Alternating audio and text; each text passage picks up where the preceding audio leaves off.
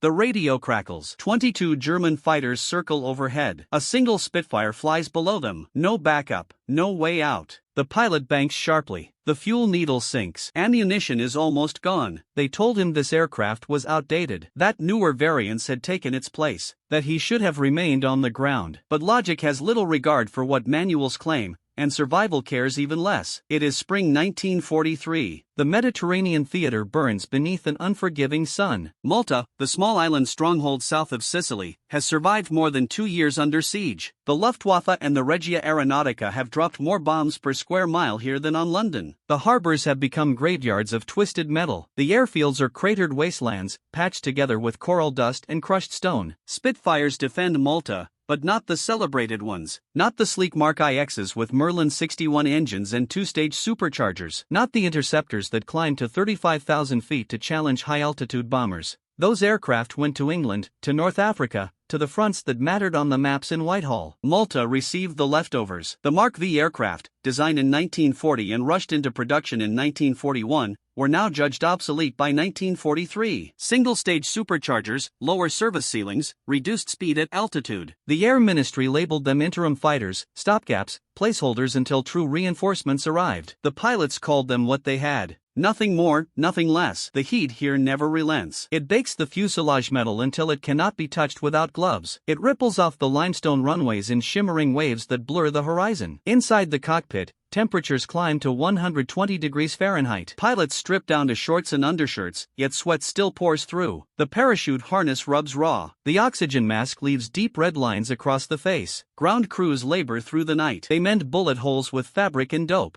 They salvage components from wrecked aircraft. They ration fuel and ammunition because supply convoys seldom get through. Every sortie is weighed against dwindling reserves. Every repair becomes a bargaining session with scarcity. The enemy understands Malta's value. It sits astride the supply routes to Rommel's African core. Convoys sailing from Italy must pass within sight of its cliffs. So the Axis hammers the island daily, probing the defenses, wearing down resistance. The strategy is straightforward. Make Malta unlivable. Starve it, crush it, remove it from the equation. By spring 1943, the harshest phase of the siege has eased. Allied victories in North Africa have shifted the balance, yet the air battles persist. German and Italian fighters still roam the skies, still stalk targets, still try to command the airspace, and the Spitfire Mark V continues to scramble to intercept them. Obsolete or not, no one expects miracles from these aircraft anymore. They expect attrition, survival measured in sorties, small successes that accumulate over weeks. Doctrine remains cautious. Preserve the fighter's strength. Avoid needless danger. Wait for the reinforcements that will change everything. But doctrine assumes reason, and war has a habit of disregarding assumptions. If you want more stories like this, like and subscribe so these lives are not forgotten. Flight Lieutenant James McLaughlin learned to fly before he learned to doubt himself. Born in 1919 in India and raised across continents, he joined the Royal Air Force in 1938 because flying made sense to him. The mechanics of lift and drag,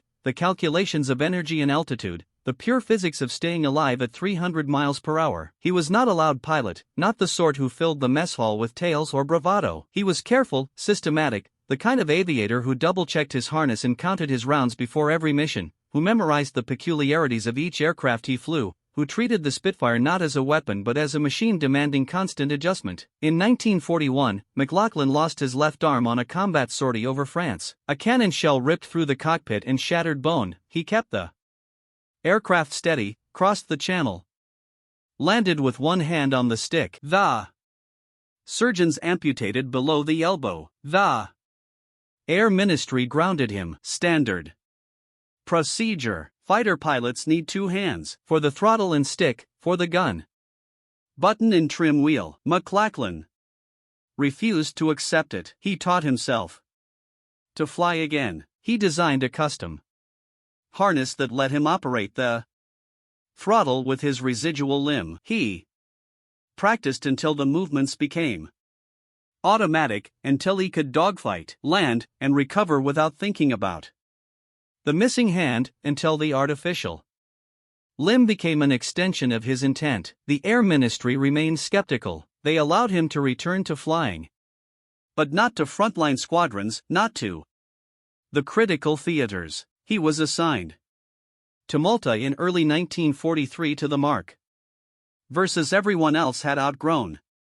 A disabled pilot flying obsolete aircraft on an island whose strategic importance was fading. McLachlan didn't complain. He studied the aircraft. He learned its limitations not as weaknesses but as parameters. The Mark V couldn't climb as fast as the newer models, so he adjusted his tactics to favor speed over altitude. It couldn't turn as tightly at high speed, so he used gravity and dive angles to compensate. He flew the aircraft as it was, not as he wished it to be. His ground crew noticed the way he tested the control surfaces before every flight, the way he checked the gun harmonization himself, the way he calculated fuel loads to the gallon, balancing range against weight. He treated the Mark V like a tool that demanded respect, not affection. Other pilots saw the Mark V as a burden. McLachlan saw it as a problem with solutions. And problems, he believed, could be solved if you paid attention. April 6, 1943, the reconnaissance reports arrive at dawn. German fighters staging over Sicily. A large formation, composition unclear. Likely a sweep intended to provoke the Malta defenses to test response times to gather intelligence on Allied air strength. The standing orders are clear: avoid engagement unless necessary. The Mark V's are outnumbered, outperformed, and too valuable to risk in unnecessary combat. The new Spitfire nigh are due within weeks. Until then, the strategy is conservation. Let the enemy probe, let them wonder, don't give them targets. McLachlan is assigned a routine patrol, standard circuit around the island, eyes on the radar pickets and shipping lanes, return before fuel drops below reserve. No heroics. He takes off at 800 hours. The Spitfire climbs slowly in the dense morning air. The engine hums steady and familiar. The altimeter winds upward. 5,000 feet, 10,000. 15. He levels off at 18,000 feet where the Mark V breathes easiest. The sky is empty, cloudless. The Mediterranean stretches in every direction, a blue sheet wrinkled by wind. Below, Malta's limestone cliffs glow white in the sun. The radio hums with static. No chatter, no warnings, just the sound of his own breathing in the oxygen mask. Then the radar station breaks silence. Multiple contacts, high altitude, bearing north-northwest. Distance closing. McLachlan checks his fuel, enough for 30 more minutes of patrol. He scans the sky. Nothing yet. The sun is behind him, the horizon sharp and clear. He waits. The contacts resolve, first as dark specks against the blue, then as distinct shapes. Mess's Bf-109s. The newer G model with the bulged cowling and the heavy cannons. Fast, aggressive, built to kill. Bombers and outclimb interceptors. He counts them. 10, 15, 20. More appear, stacked in loose formations, weaving across the sky. 22 enemy fighters, no bombers, no ground targets. A pure fighter sweep, hunting for opposition. The logical response is to disengage, report the contact, let them pass, preserve the aircraft. Standard doctrine for a single Mark V against overwhelming odds. McLachlan does not disengage, he banks toward the formation. The decision is not bravado, it is calculation. The German formation is heading toward Malta. If they reach the island unopposed, they will strafe the airfields, the parked aircraft, the supply dumps, the radar stations. A single strafing run could destroy more fighters than a week of combat. McLachlan's mission is not to win. It is to disrupt, to make the enemy react, to turn their offensive sweep into a defensive scramble, to buy time for the ground defenses to prepare. He angles the Spitfire into the sun, gaining every advantage the Mark V can offer: speed, position, the element of shock. He closes the distance, throttle wide open, the engine roaring at maximum continuous power. The German pilots see him. 1. Spitfire alone. They break formation, turning to meet the threat. Standard response: swarm the lone attacker. Overwhelm him with numbers, eliminate the nuisance. McLachlan opens fire at 400 yards. A long burst, the tracers arc through the air. The lead Mies breaks, hard left, the formation scatters. Instinct takes over. The hunters become cautious. They don't know if he's the vanguard of a larger force. He climbs. The Mark V strains against gravity, the supercharger whining. The messes climb faster, but McLachlan isn't trying to outclimb them. He's trying to keep them climbing, burning fuel, burning time. 1 Bf 109 dives on him from above. McLachlan rolls inverted and pulls through. The G-forces crushing him into the seat. The Messerschmitt overshoots. He reverses, lines up, fires. Again, a brief burst. The enemy fighter breaks away, trailing smoke or vapor. Impossible to tell. Attack from the left. McLachlan turns into it, tightening the circle, forcing the German pilot to choose between collision and breaking off. The pilot brakes. McLachlan fires into the turn. Hits or misses, he doesn't know. There's no time to confirm. The radio erupts.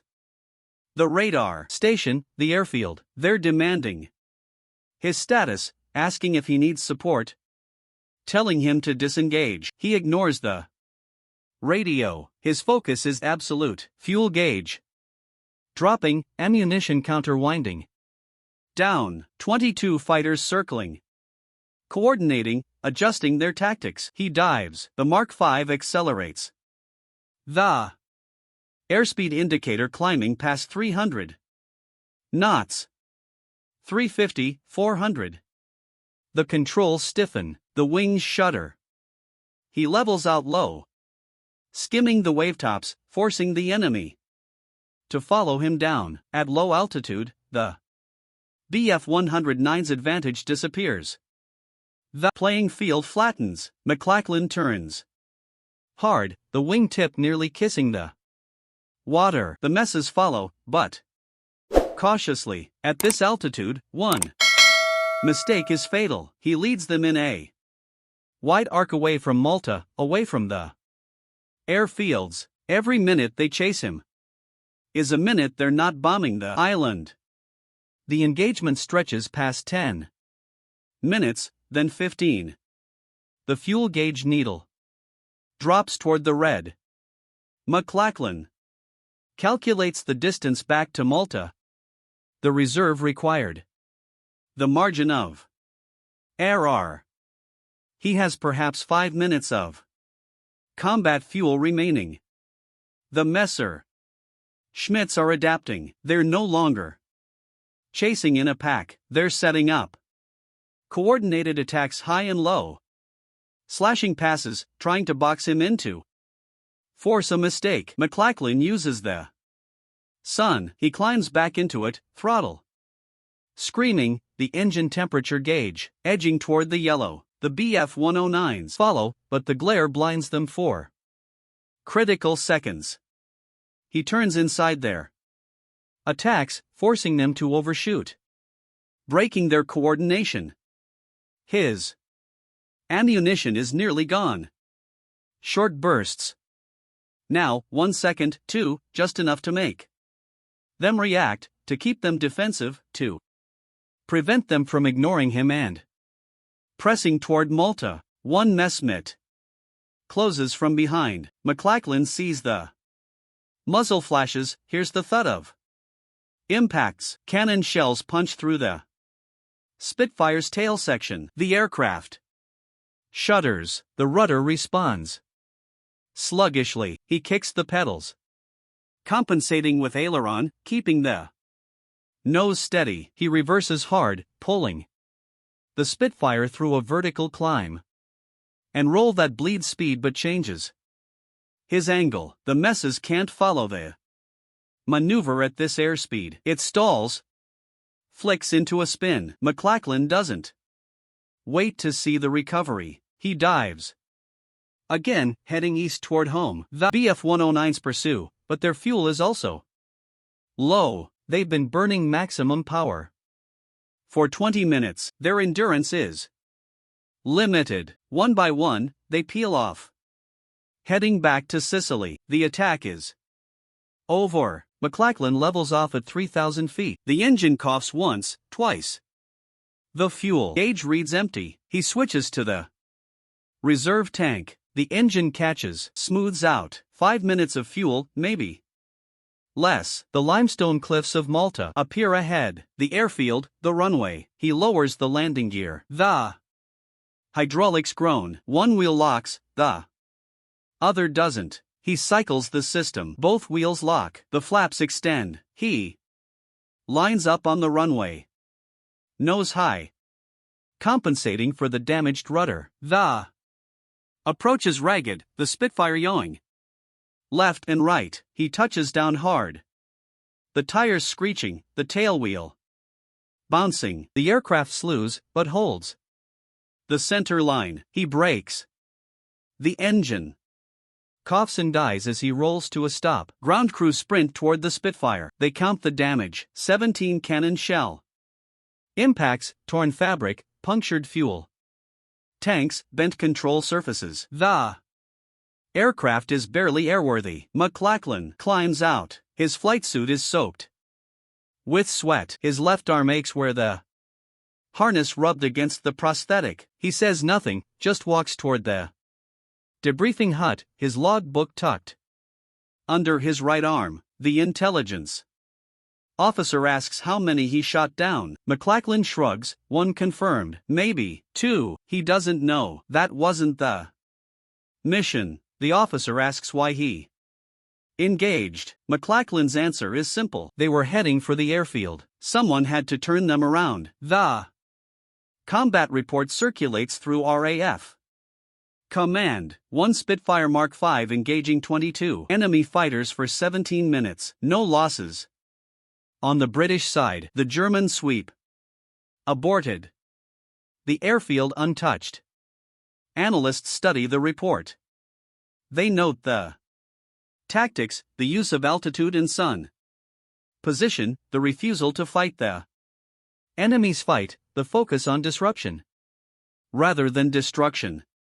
It contradicts the prevailing doctrine which emphasizes avoiding unfavorable engagements, but the results are undeniable. McLachlan didn't win by defeating 22 fighters. He won by preventing them from completing their mission. The objective wasn't aerial victory, it was strategic denial. Other pilots begin to reconsider the Mark V, not as an obsolete aircraft, but as a different kind of weapon. It can't dominate at high altitude. It can't outrun the latest German fighters in level flight, but in the hands of a pilot who understands its strengths, it can still change outcomes. The ground crews repair McLachlan's Spitfire. It takes 2 days. They patch the holes, replace the damaged control surfaces, test the engine. The aircraft returns to service. So does McLachlan. He flies 36 more combat missions over the next 3 months. Not all are as dramatic. Most are routine patrols, convoy escorts, reconnaissance, the unglamorous work of maintaining air superiority. But his example spreads. Pilots stop seeing the Mark V as a limitation. They start seeing it as a tool that requires different thinking. Tactics evolve. Formations adapt. The obsolete fighter becomes a flexible platform, effective not because it matches the enemy's performance, but because it's flown by people who refuse to be limited by specifications. Malta's air defenses hold. The island never falls. The convoys resume. The supply lines stabilize. The Axis forces in North Africa, denied resupply, collapse. By May 1943, the Mediterranean opens. The path to Italy clears. McLachlan's single engagement on April 6 is not the reason for this success, but it is a thread in the fabric. 1. Decision: one pilot, one obsolete aircraft, proving that numbers on a data sheet don't determine outcomes. People do. James McLachlan survives the war in the air, but dies before it ends. July 1943.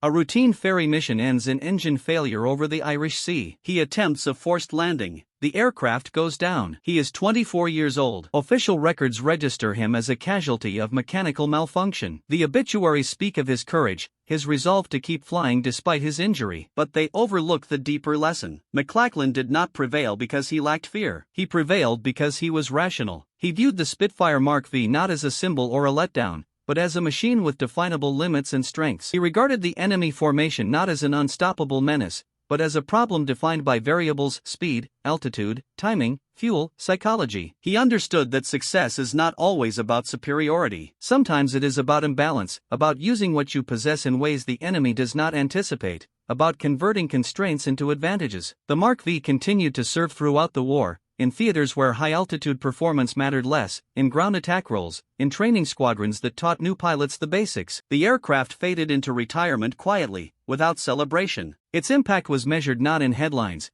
but in sorties flown, pilots prepared, and adversaries restrained. Decades later, aviation historians return to McLachlan's combat reports. They dissect the engagement through modern frameworks: game theory, decision science. They conclude his tactics were optimal within the limits he faced, that his decision to fight was logical, that his survival was the result of skill rather than chance. Yet the data misses the human factor. The instant when a one-armed pilot in an outdated aircraft decided the mission mattered more than probability. The instant when reason and bravery intersected. The instant when what was possible expanded because someone refused to accept boundaries drawn by others. War is often remembered through its machines, the aircraft that ruled the skies, the innovations that altered the balance. But technology itself is passive. It requires human judgment to be effective, human courage to be decisive, human creativity to exceed its specifications. McLachlan's legacy is not the Spitfire Mark V. It is the reminder that obsolescence is an opinion, not a reality. That the most effective weapon is the one you understand completely. That heroism is not invulnerability. It is knowing what must be done and doing it regardless. The sky above Malta is quiet now. The cliffs still shine white under the Mediterranean sun. The airfields have become museums. The Spitfires rest in hangars, preserved behind glass. But the lesson remains, not in metal or mechanics, but in the simple truth that one attentive person can hold the line, can alter the result, can demonstrate that logic, courage, and an obsolete fighter are enough when they have to be.